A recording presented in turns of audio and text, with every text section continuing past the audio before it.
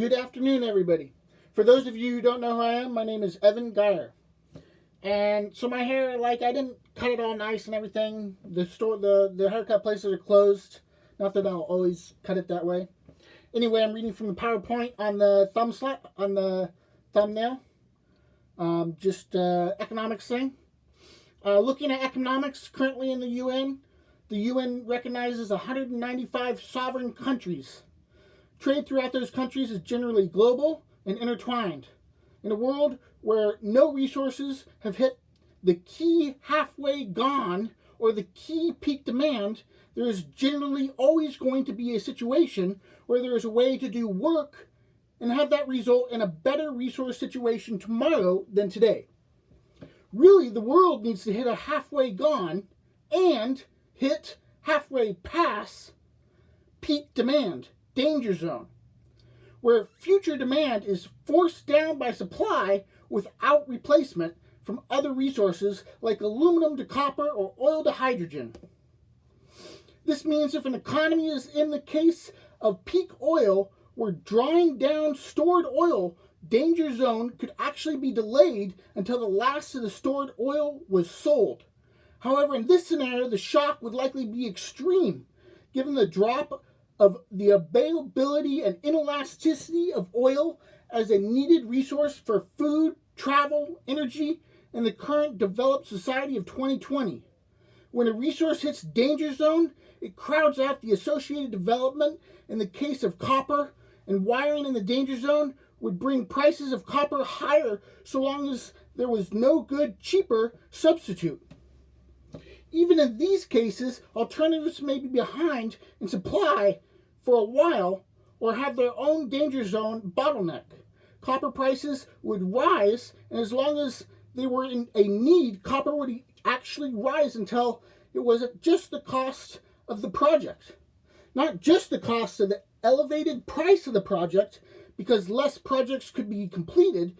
However, the cost of the elevated price of the project and all its benefits if copper couldn't be recycled or back to the issue in the case of oil, where once burnt, it has little use except for maybe steam, which may pass as well.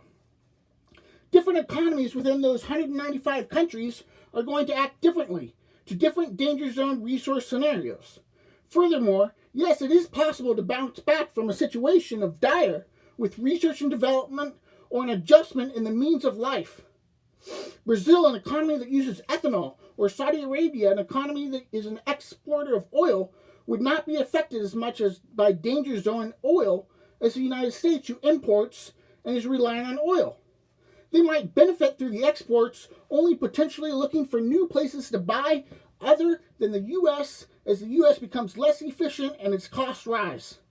For the most part, global economic health through the 2020 could be seen in the bond market, where a price up and yield down environment showed ability to borrow and seemed to reflex risk. These rates were all looked at as risk-free, where pre-danger zone there was always the potential for more of the resources, and inflation enticed purchasing, as the inflation in most cases was fixable. Right, the inflation was fixable through more activity. Then further inflation produced wealth, and the situation continued. There are big players in the market, including at $1.7 trillion asset managers like BlackRock and or Vanguard, not to mention the federal government that saves your Social Security payments for retirement.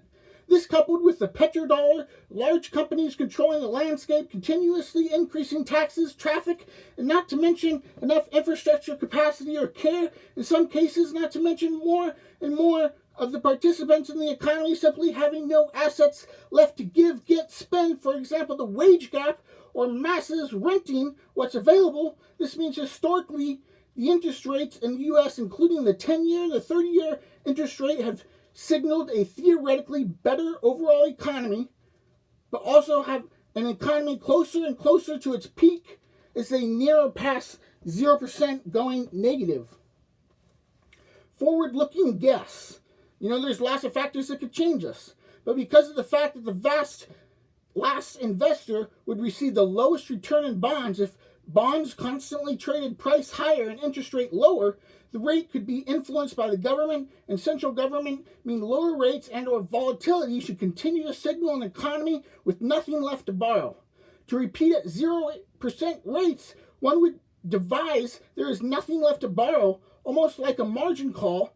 If assets fall, or you have what you have and hustle, because aside from storage costs, market share, or things like worry of theft, there is little reason to loan capital at zero return for free. The longer a society stays in this state, if it were substantial, the lower interest rate state with strains of added population and reduction of consumables, the worse it gets overall. Otherwise, a society might rearrange the resources and continue stagnation absent a breakthrough, noting breakthroughs constrain supplies. The potential theory of an option to trade down. So you could hit a situation where just boom, boom. See ya. And talk to you later.